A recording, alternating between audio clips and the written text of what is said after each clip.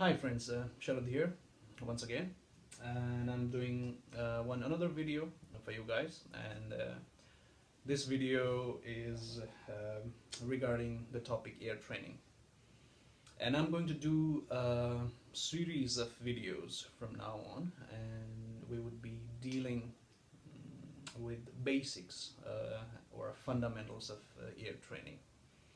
So there will be more videos coming from now on, and we would deal one topic per video regarding ear trainings. But however, in this video, I'm not going to jump right on to the topic ear training. I mean, right on to the ear training. Instead, like I just said, we would be dealing with basics or fundamentals of ear training, meaning that there are some technical terms or some other aspects that you should know, you should understand before jumping on to the ear training stuff.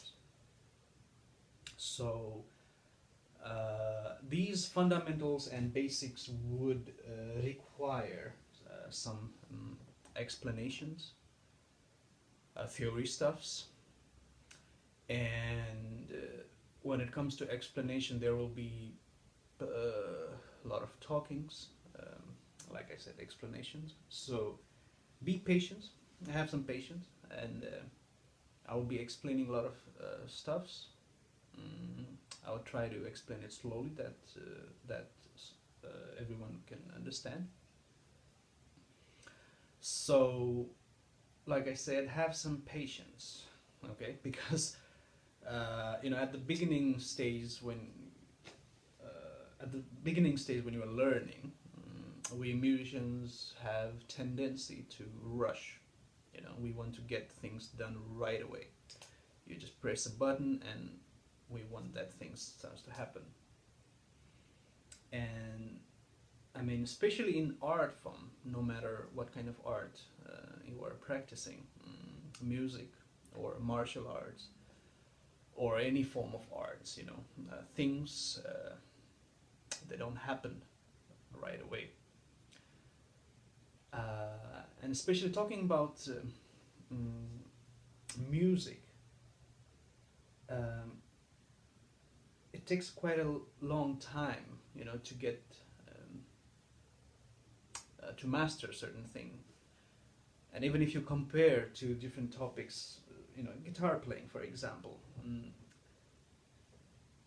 if you practice a scale, if you want to learn a scale or arpeggios or something like that, if you practice one day, let's say, for example, from morning to end to the evening, you see some kind of development right away, right?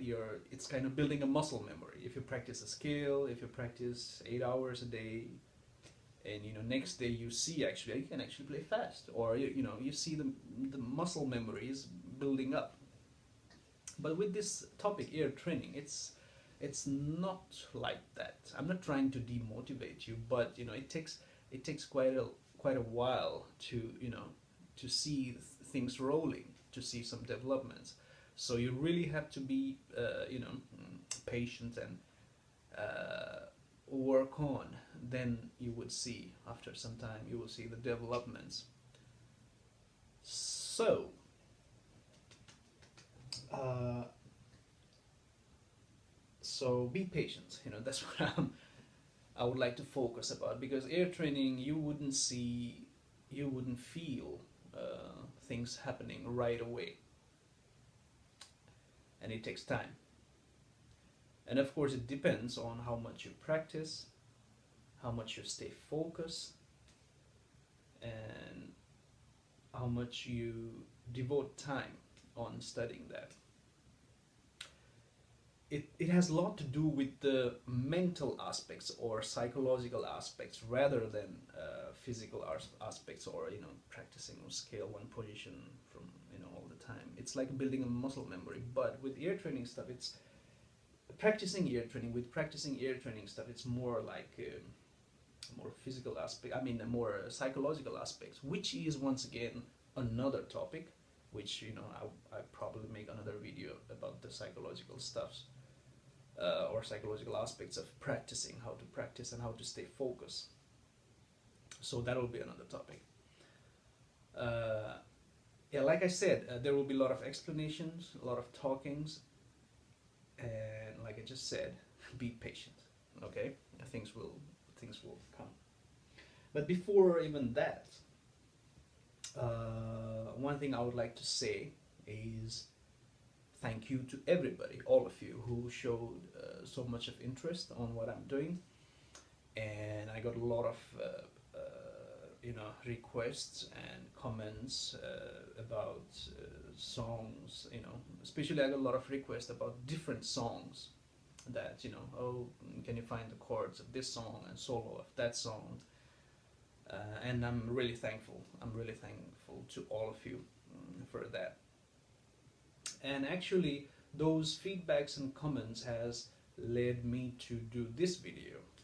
Plus, of course, I got the requests of ear training lessons and stuff like that. And while getting those feedbacks or requests of the songs, the chords of this song and solos of that song, I kind of realized that instead of me making those tutorial videos of the songs, why not to give you guys the tools to find the chords or to find the solos, and then you can do by your own. I'm not saying that I won't make any tutorial videos of the songs where I'm showing the chords and solos. Yeah, I would make it every now and then, few videos. But I want to encourage you guys to learn to use the tools to find the chords and solos by yourself. And you can actually send those stuffs to me, your work, what you're working on. If you try to find chords of some particular songs that you like, do yourself, and you can send it to me. Then I will take a look and I will check right or wrong. Then I can give you the feedback. By doing this, you would learn yourself. You would learn yourself to find the chords or solos, and that's the point. That's the our goal, to do yourself instead of somebody else is finding chords for you, finding the solos for you. But then again, to start with those, take a simple song. Okay, don't take right away a hard song, difficult song, and then you won't be able to do that. Then you will be frustrated, and you feel like quitting your training or whatever, or music. But that's not what we want. That's why take it slow, step by step. Then we would reach our goal. So take a easy song first, and then find the chords, and then you can send it to me. Then I will take a look at it, and I will give feedback or do necessary corrections. So yeah, that was the thing that I wanted to say. So for this video, I have to talk about the basics, fundamentals of ear training. I have chosen a topic for this this video, and that is intervals. So today we will be looking at intervals, and this is actually important terms to understand before we even go to ear training, right? So these few videos we would be dealing with the fundamentals or basics of the ear training, like I just said in the beginning, and then eventually we would start to practice ear training and how to do that and stuff like that. But like I said, ear training especially, it takes quite a lot of time to see developments, but you have to be steady and practice every day, and then eventually you would see some developments. It's a slow process. It's not like I said, practicing skill. One day you practice whole day, Next day you see some movements. You will be able to play faster than yesterday or than last week. There you will see results right away and you will be happy. Yeah, I did something. But with ear training, like I said, I'm not trying to demotivate you. I'm just trying to put the real thing. You know, it takes time. It takes time. It's a lifelong process. Ear training is lifelong process. You will be practicing whole rest of your life. I do. Everybody does. People that I know, at least my teachers, senior people. You know, nobody stop practicing. Nobody would say that. Yeah, now I reached the point and I would stop. I don't need to practice anymore. It's not like that. Not only ear training, you know, even, you know, playing guitar or any instrument, you know, practicing is very essential. And especially topics like ear training, it needs a regular practicing so that you would see developments. Okay, too much of talking. But like I said, there will be talkings, there will be explanations. Otherwise, things wouldn't be clear, and you will be frustrated, and you know, stuff like that. But anyway, now we're talking about intervals. So let's introduce a topic: intervals. Interval. Okay. So what is interval? Interval is actually distance between two notes. Okay, one note, another note, distance between two notes. But for this also, I assume that you know major scales, minor scales, how to construct major scale, minor scales, and you know how to play in your instrument, guitar, piano, or saxophone, or violin, or whatever your instrument is. I would assume that you know your scales. At least you can play your scales in your instrument. So interval is actually the distance between two notes, like I just mentioned. So for that you should know your major scale. Okay, what is the C major scale? What are the notes in C major scale? Can you say that? Okay, so if you can say the C major scale, if you can spell out C major scale without using your instrument or without watching your notebooks, then you are on. If not, if you don't know, if you still don't know about the major scale, I did 2 videos about major scale, theoretical explanation, and then practical how to how to play in your students. So go back to those videos first and learn those and get familiar with those terms, get familiar with that, and then come back to this video. Because if you don't know the major scale and how to deal with that, what I'm saying this, the intervals and other further topics in future, those videos that will come in future, that wouldn't make any sense. So it's important to go step by step, do your homework first, do the basic first, and then move on. And actually that's how I'm going to bring the new topics gradually. But you know, it's you should do you should understand the previous steps. For example, for this you should know major scale. At least should be able to play major scale, right? So if you know that, let's move on to interval. So interval, like I said, it's a distance between 2 notes, and I ask your C major scale. So C major scale is C, D, E, F, G, A, B, and back again to C, which we can keep it in the bracket. Okay, so this is C major scale, and like I said, there is number. We would talk in the terms like number. So what is the second of C major scale? It's D. What is the fifth of C major scale? It's G, right? What is the seventh of C major scale? B. So what is the major scale of, what is the A major scale? Spell out the notes in A major scale. A. Can you? It's A, B, C sharp, D, E, F sharp, G sharp, right? What is the fifth of A? That's E. What is fourth of A? That's D, right? So you should, you can actually ask yourself a question like that and practice like that. What is the second of G major scale? G. Second would be A. What is the major scale, G major scale? G, A, B, C, D, E, F sharp, G. So you should know all the scales like that. So now when it comes to intervals, C, D, E, F, G, A, B, C, that's a C major scale, 1, 2, 3, 4, 5, number wise. So like I said, distance between, from C to D, that's called second interval. From C to D in C major scale. That's called second interval.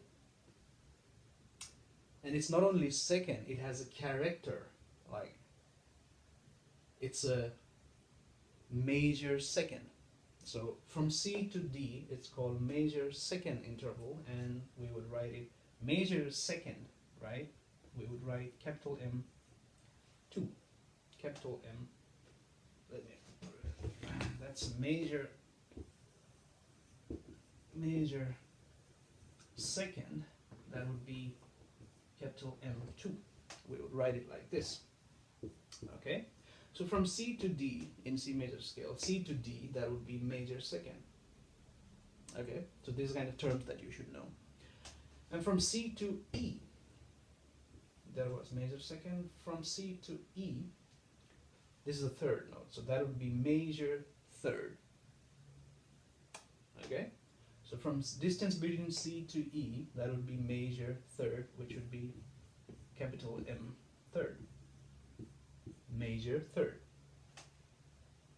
Okay, and then from C, we call it tonic. C would be the tonic. In C major scale, C would be the tonic. In A major scale, A would be the tonic. In G major scale, G would be the tonic. So the first note would be the tonic. We call it tonic. So from tonic to second note, that would be major second. From tonic to third note, that would be major third. From tonic to fourth, which is F, that would be perfect fourth. Now we call it perfect fourth, and we would represent this as P4. Right? Why it's called perfect, we deal with this later. But just remember at the moment that second note distance is interval called major second, third note major third, fourth it would be perfect fourth, P4. Fifth would be perfect fifth. Okay? Perfect fifth. We would write it P5. So the interval from tonic C to fifth G would be perfect fifth interval. And to A, from C to A, the interval would be major sixth. From here to here, major sixth. Major sixth we write just M6. Okay? And from C to B, that would be major seventh. Major seventh as capital M7, like that. There we covered major scale. So second note from C to D, it would be major second. From C to E, tonic to third note E, that would be major third. From tonic C to F, that would be perfect fourth. From C to G, that would be perfect fifth. From C to A, that would be sixth, major sixth. And from C to B would be major seventh. And we write it with capital M like that, P like that. But let's see, there are notes in between as well, between these two notes as well. For example, we know that there is, between C to D, there is C sharp or D flat as well. And from D to E, there is D sharp or E flat as well, right?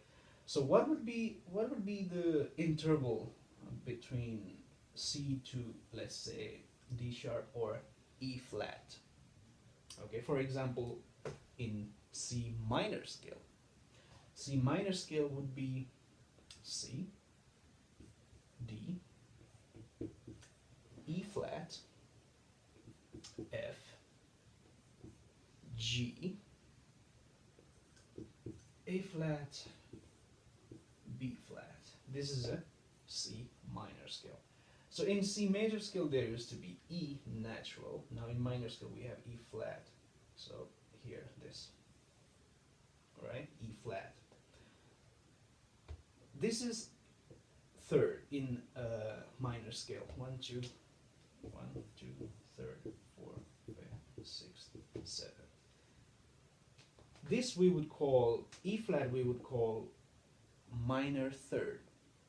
So from C to E flat would be minor third interval. Same as, for example, let's say D was our major second. What about D flat? It's called minor second. Okay? A minor second, minor third we would represent with small m2 or small m third. And these would be same, perfect fourth, perfect fifth. A used to be major sixth interval from C, and here A flat would be minor sixth, because this is sixth anyway, but it's flatted. A is sixth, major sixth from C, right? The relation between C and A, it has the intervallic relation of major sixth, but when it comes to A flat, it's a minor sixth, which we write as small m sixth, right? Same as from C to B flat. B used to be its the intervallic relation is major seventh. From here, from C to B flat would be minor seventh, minor seventh. We can also call it dominant seventh, because the minor seventh, that would make the dominant chord.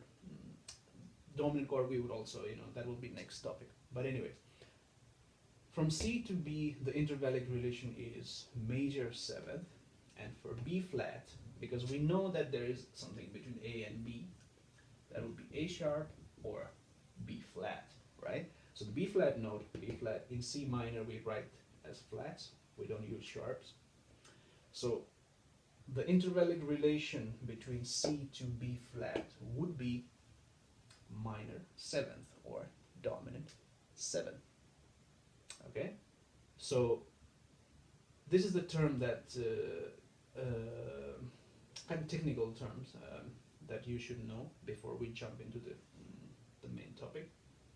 So now we would be talking, from now on we would be talking like, what is the major third of C? Major third of C would be E.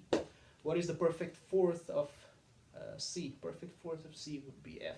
What is the perfect fifth of C? Perfect fifth of C would be G. What is the major seventh of C? A major seventh of C would be B. What is the major sixth? Major sixth, A. What is the minor third? Minor third would be E flat. What is the minor second? Would be D flat. Right? Yeah, like that. So practice this interval stuffs and ask yourself, take any scale. We took the example of C now, but you can take any scale and look what is the major third of A. Major third of A would be C sharp. You should know that, right? And what is the dominant seventh of A, let's say. Dominant seventh means the minor seventh, right? So that would be G. And what is the major seventh of A? Major seventh of A would be G sharp, right? So you gotta know those terms. And in ear training, we should be able to hear if these two notes are played, for example, in piano or guitar. If you play C and let's say E, then you should know that's actually major third he is playing, and that's how we practice later on. But till then, practice these first. Get these terms in your mind properly. Work out on these terms, major scale and interval, understand the intervals, and then we would move on. So for this video, the topic is interval, practice, and we see in next video with a new topic. So till then, have a good practice ahead. See you.